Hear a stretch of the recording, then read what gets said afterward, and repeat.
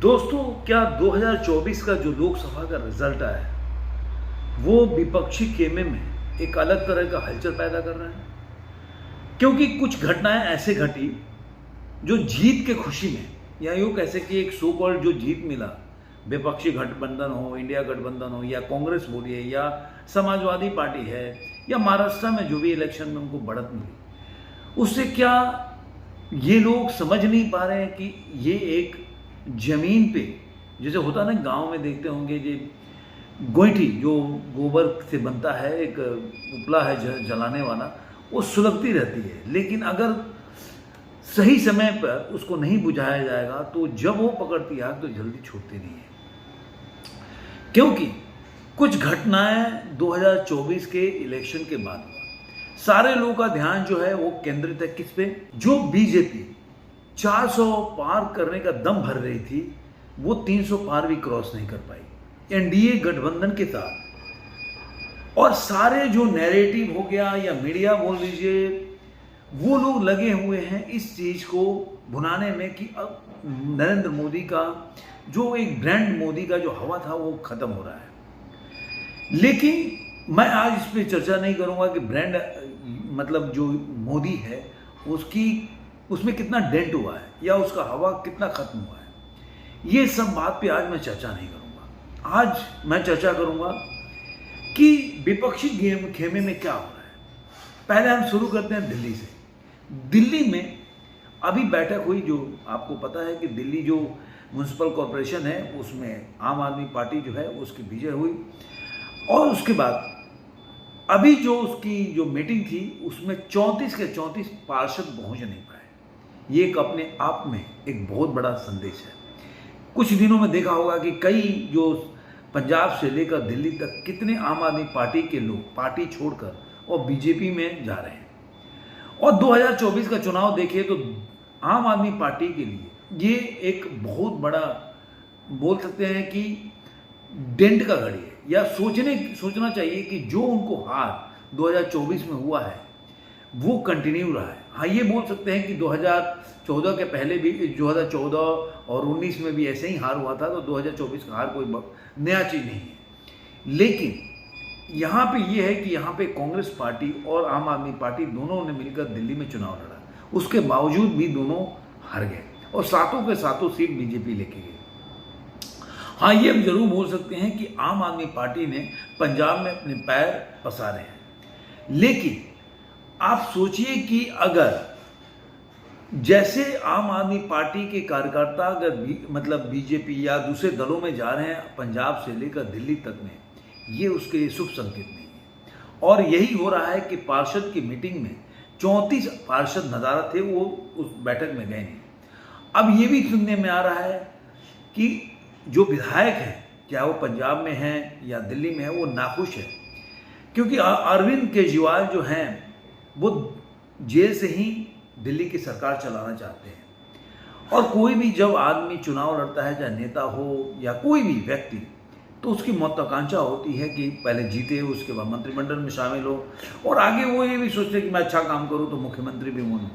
लेकिन सेम वैसे ही कंडीशन हो गया जो परिवारवादी पार्टियों में होता है कि आप सारा पद तो ले सकते हैं, लेकिन वो शीर्ष पद पे आप कितना भी काम कर लेंगे नहीं पहुंच पाएंगे। दूसरा कि अगर आप उनके लिए लगेगा कि आपकी इमेज कहीं ओवरटेक कर सकती है शीर्ष नेतृत्व को, तो वहां भी वो आपको कहीं ना कहीं आपके पैर जो पर कतर सकते हैं। तो ये चल रहा है वहां पे। उसके बाद अब आइए हम महाराष्ट्र में शिफ्ट करते हैं। महाराष्ट्र में क्या चल रहा है? शरद पवार के जो पोते हैं रोहित पवार, और जो उनके बोल सकते हैं राष्ट्रवादी कांग्रेस गुट के जो नेता हैं, एनसीपी गुट के जो हैं, उनका जो नाम है जयंत पाटिल, उनके बीच में आपस में तानातानी फैल गई है। क्योंकि जब ये चुनाव का रिजल्ट आया उसके बाद जितने भी जो शरद पवार के खेमे के लोग हैं उन्होंने पोस्टर बनाया और उसमें जयंत पाटिल को इसके लिए बधाई दी, और उन्होंने बताया कि जयंत पाटिल की वजह से इतनी बड़ी जीत हुई। और वाकई जीत किसके कारण हुई है, लेकिन 10 में से 8 सीट जितना अपने आप में बहुत बड़ा बोल सकते हैं कि जीत है। तो वो जयंत पाटिल का हर जगह पोस्टर लगा। ये बात जो उनके पोते हैं रोहित पवार, उनको ये बात जमी नहीं। जब वहाँ पे जीत के बाद जब मीटिंग चल रही थी तो वहाँ पे उठ के रोहित पवार ने बोला कि किसी को भी अधिकार नहीं है कि वो किसी को जीत का मसीहा बना दे, पवार साहब को, मतलब शरद पवार को छोड़ के, और उनकी वजह से पोस्टर बैनर लगाए जाए। हमारे नेता एक ही हैं, शरद पवार जी हैं, उनके नेतृत्व में लड़ रहे हैं। क्योंकि यहाँ पे सबसे बड़ी बात है कि ठीक है, शरद पवार के बाद उनकी जो बेटी हैं वो है, लेकिन उसके बाद कौन? तो जयंत पाटिल भी इसके लिए लड़ रहे हैं, और रोहित पवार भी जो अचानक से पॉलिटिक्स में आकर और इतनी बड़ी पद पा गए, इतनी बड़ी जिम्मेदारी पा गए, तो उनके हिसाब से भी वो सुप्रिया सुले के बाद हकदार है। तो अब शरद पवार, उसके बाद जब रोहित पवार ने ये बोला तो उसके बाद जयंत पाटिल चुकने वाले नहीं थे। उन्होंने भी उठकर बोला, और इसकी ये जगह बोलने का नहीं है, जो उनको समझ में आया बोला। मतलब ये देखने में आ रहा है कि कहीं ना कहीं ये अब आपसी जो जीत का है सेहरा के लिए लड़ाई शुरू हो गई है। उद्धव ठाकरे का भी ऐसे ही है कि अगर उद्धव ठाकरे ये सोच रहे हैं कि उनकी जीत है, तो मुझे लग रहा है कि 21 सीट पे चुनाव लड़ने के बाद 9 सीट जीतना उद्धव ठाकरे का, अगर आप बोलते हैं कि असली शिवसेना है, तो आप ये नहीं बोल सकते कि जो शिंदे साहब का शिवसेना है 15 सीट में से 7 सीट जीत जाना वो उनकी हार है। आप भी 50% जीते, वो भी 50% जीते, तो कहीं ना कहीं ये आपको मानना पड़ेगा। शरद पवार, मैं उद्धव ठाकरे के लिए बोल रहा हूँ कि कहीं ना कहीं शिंदे सेना ने आपको डेंट तो जरूर किया है, और आप ये नहीं खारिज कर सकते कि वो असली शिवसेना नहीं है। कहने का मतलब है कि दोनों मिले तभी 100% जा सकते हैं। 100% जाने के लिए किसी को भी बहुमत नहीं मिला। और आने वाले जो बीएमसी का चुनाव हो, चाहे आप ले लीजिए ये अपना महाराष्ट्र का असेंबली इलेक्शन आने वाला है, अक्टूबर तक चालू हो जाएगा, तो इस चुनाव में भी शरद पवार हो या कांग्रेस हो, जो कांग्रेस 1 से 12 सीट जीत गई है, वो अब उद्धव ठाकरे को वो सीट देने को राजी नहीं होगी जो कि वो पहले एमपी के चुनाव में पा गए थे, क्योंकि उनका परफॉर्मेंस इन घटक दलों में, महागाड़ी में सबसे पुअर है, सबसे खराब है। तो अब वो जो चाहते हैं कि मेरे को इतना सीट मिले, तो आज उनको भी स्ट्रगल करना पड़ेगा। उनके पास रास्ता नहीं सूझ रहा है, क्योंकि एनडीए से भी उनकी कोई ऐसी बातचीत नहीं है। भले आ रहा है कि उनकी बातचीत चल रही है, एनडीए में वापस आ सकते हैं, लेकिन कोई ऑथेंटिक खबर नहीं है। रूमर्स चलते रहते, रूमर्स का क्या है, लेकिन उनके पास ये नहीं बोल सकते कुआं है, खाई है, तो कोई इधर बेड भी नहीं है फूलों का। आपको कहीं भी आज के टाइम में, मुझे लग रहा है इस चुनाव में, 2024 के चुनाव में या उसके बाद के रिजल्ट के बाद, सबसे ज़्यादा घाराटा अगर किसी को होने वाला है पूरे इंडिया के पॉलिटिक्स में देख रहा हूँ, तो उद्धव ठाकरे उसमें मेन होंगे या उनकी शिवसेना को होगी। जो भी कर ले वो आने वाले दिनों में पता चलेगा। इसके बाद आते हैं उत्तर प्रदेश में, क्योंकि 3 ऐसी जगह है जहाँ पे इन लोगों का प्रदर्शन अच्छा रहा है। पंजाब हो गया, महाराष्ट्र हो गया, और उसके बाद उत्तर प्रदेश। उत्तर प्रदेश में राहुल गांधी को ये समझ में आ गया है कि उत्तर प्रदेश को छोड़ना उनके लिए अच्छा नहीं था। भले ही वो अखिलेश यादव के वोट बैंक से जीते हो, लेकिन आप जानते हैं कांग्रेसियों का घमंड बहुत जल्दी बढ़ जाता है। उनको समझ में आता है कि वही सबसे बड़ा, क्योंकि घमंड के साथ ही पैदा होते हैं। वो सोचते हैं कि वो राजा बनने के लिए पैदा हुए हैं, लेकिन आज का समय बदल गया है। आपको ज़मीन पे जाकर लड़ना पड़ेगा। लेकिन उनको क्या, उनके जो बोल सकते हैं कि सोशल मीडिया टीम हो या उनके फॉलोअर है, वो एक नैरेटिव सेट करने का प्रयास करते हैं। चलिए बीजेपी के खिलाफ कर रहे हैं तो ठीक है, लेकिन वो नैरेटिव कहीं भी आपके साथी दलों को अगर लगेगा कि उनको नुकसान पहुंचा सकता है। आपने इस इलेक्शन का सबसे बड़ा मत क्या, जो भी बीजेपी के खिलाफ जो जीता है, उसकी सबसे बड़ा है कि मुस्लिम मतदाता जो है इस बार खुलकर जो बीजेपी के खिलाफ जीती है उसको वोट दिए।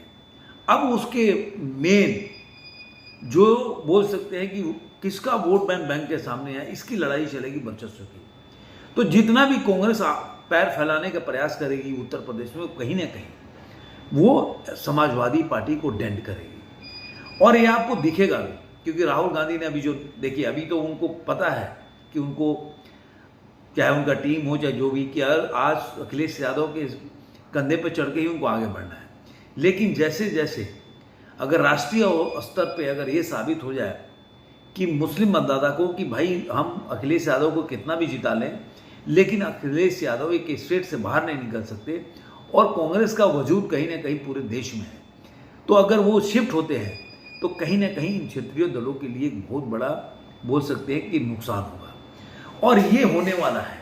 इसलिए देखिए, ये पहले भाग गई थी ममता बनर्जी, इसलिए वो कभी भी कांग्रेस के साथ आई नहीं, और कांग्रेस के जो भी हो, कांग्रेस के खिलाफ वो हमेशा से रही है, हमेशा से बोलती भी नहीं। अखिलेश यादव को अगर ये समझ में आ जाएगा तो उनके लिए भी ये एक बोल सकते हैं कि अगर असेंबली चुनाव होगा तो मुझे ऐसा लग रहा है कि जैसे कि दिल्ली में अभी ऐलान हो गया कि भाई मैं और कांग्रेस जो है, आम आदमी पार्टी कांग्रेस के, वो लोकसभा चुनाव के लिए हम साथ आए थे, अब अलग अलग लड़ेंगे, वैसे ही आपको उत्तर प्रदेश में भी देखने को मिलेगा। क्योंकि सारा जो गणित है, एक वोट बैंक है जो 22 से 24 ऐसे बताया जाता है, मुझे लग रहा है कि 25 से ऊपर मुस्लिम मतदाता हैं। तो एक आपको एकमुश्त अगर 25% मतदाता जो कि एकमुश्त वोट करते हैं अगर आपके पास आ गए, तो आप सोचिए कि आप उस दौर में पहुंच जाएंगे 90s में जब मुस्लिम मतदाता जो है ये मतलब डिसाइड करते थे कि चुनाव में कौन जीतने वाला है, और जिसके मुस्लिम मतदाता के कंधे पर चढ़कर, और लालू यादव हो या मुलायम सिंह यादव हो, इन सब लोगों ने सत्ता का सुख भोगा है। तो उसी का सपना फिर सजोने लगे हैं, क्योंकि एक बार फिर इस चुनाव में ऐसा लगता है कि मुस्लिम मतदाता ने काफ़ी जगह विपक्षी दलों को एक विन विन सिचुएशन पे लाकर खड़ा कर दिया है। तो आने वाले दिनों में पता चलेगा कि कौन कितना पानी में है और कौन कितना किसके साथ है। आपको ये वीडियो कैसा लगा जरूर कमेंट बॉक्स में बताइएगा। फिर मिलेंगे